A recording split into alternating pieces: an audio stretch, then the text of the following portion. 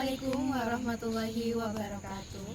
Terima kasih untuk Bapak Suwardi selaku dosen pengampu mata kuliah Pendidikan Agama Islam kelas 41. Sahabat-sahabat sekalian, kami dari kelompok 7 akan melakukan wawancara dan juga podcast singkat terkait dengan satu topik dan tema yang sangat relevan di kehidupan kita sekarang ini ya, yakni tentang Islam dan pemberdayaan umat, optimalisasi zakat, infak, sedekah, dan wakaf. Nah, sahabat-sahabat sekalian, tentunya tujuan kami adalah untuk menaikkan kembali empati yang telah berkurang di tahun-tahun ini. Oke teman-teman, ikutin terus ya. Permisi kakak, boleh minta waktunya sebentar? Boleh. Jadi kami mau ngadain satu podcast aja kayak ngobrol santai ya terkait dengan optimalisasi zakat, infak, sedekah dan juga wakaf. Apa boleh? Boleh Kak. Terima kasih. Selamat pagi kakak, kalau boleh tahu dengan kakak siapa ya? Nama aku Ajeng Dwi Astuti dari Prodi Akuntansi. Aku Kaninda Findra Zahra dari Prodi Akuntansi juga. Nah, hari ini kita itu akan membicarakan tentang dompet tapi dari sisi langit. Nah, kenapa sih di tengah kemajuan ekonomi modern ini instrumen klasik seperti Jiswaf itu malah lebih relevan buat kesejahteraan umat? Nah, menurut saya itu ekonomi konvensional ini kan seringkali berfokus pada akumulasi, sementara Jiswaf ini berfokus pada distribusi. Nah, di saat ketimpangan sosial yang semakin besar, maka Jiswaf ini merupakan jaring pengaman alami yang memastikan harta itu tidak hanya berputar di kalangan kaya saja.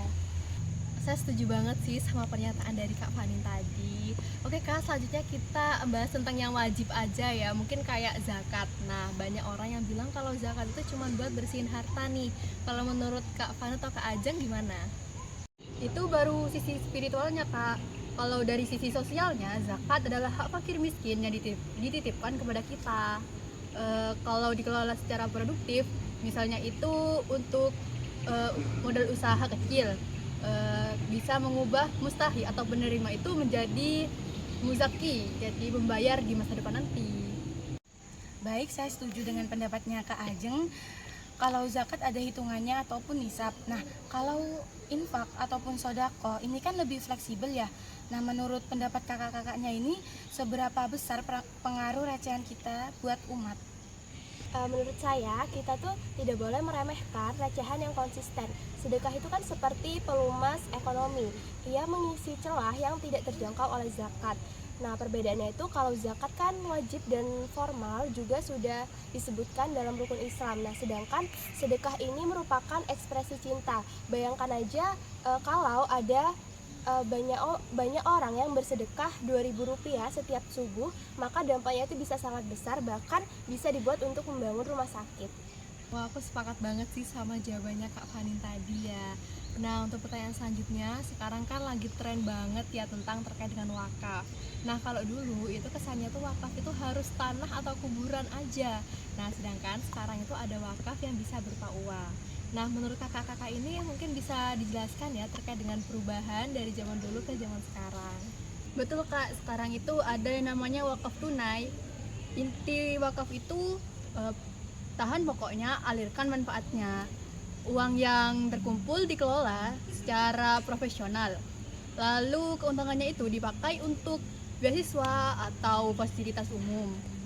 Pokok uangnya itu tidak berkurang. Ini investasi yang paling cerdas karena pahalanya itu mengalir secara abadi. Nah, saya juga sangat setuju dengan pendapatnya Kak Ajeng tadi.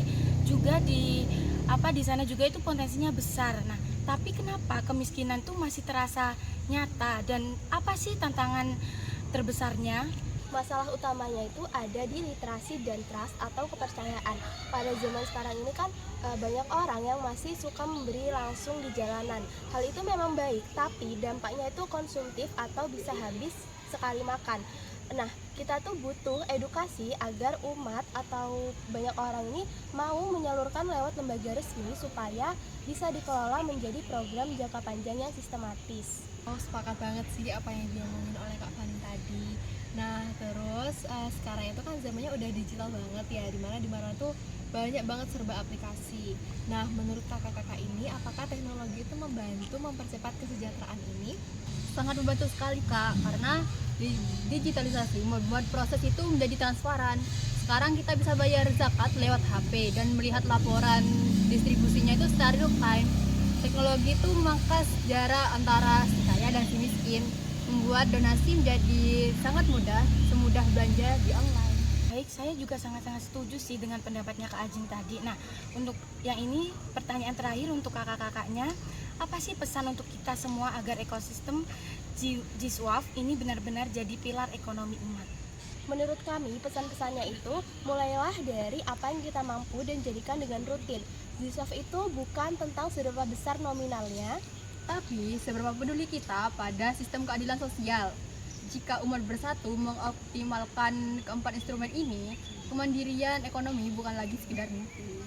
Oh, keren banget sih tadi jawaban-jawaban dari Kak Sangat keren Farin sama banget. Kak Ajeng ini ya. Baik Kak Farin, Kak Ajeng, terima kasih banyak udah mau berbagi insight-nya dan berbagi pendapatnya kepada kami. Terima Jadi ini tadi itu sesi wawancara dan podcast dari kelompok kami, yaitu kelompok 7. Semoga masyarakat saat ini itu semakin melek untuk melakukan zakat, infak, sedekah, dan juga wakaf. Akhir kata, terima kasih kepada sahabat-sahabat sekalian. Bismillah, Jiswaf kuat. Islam berdaulat. Wassalamualaikum warahmatullahi wabarakatuh.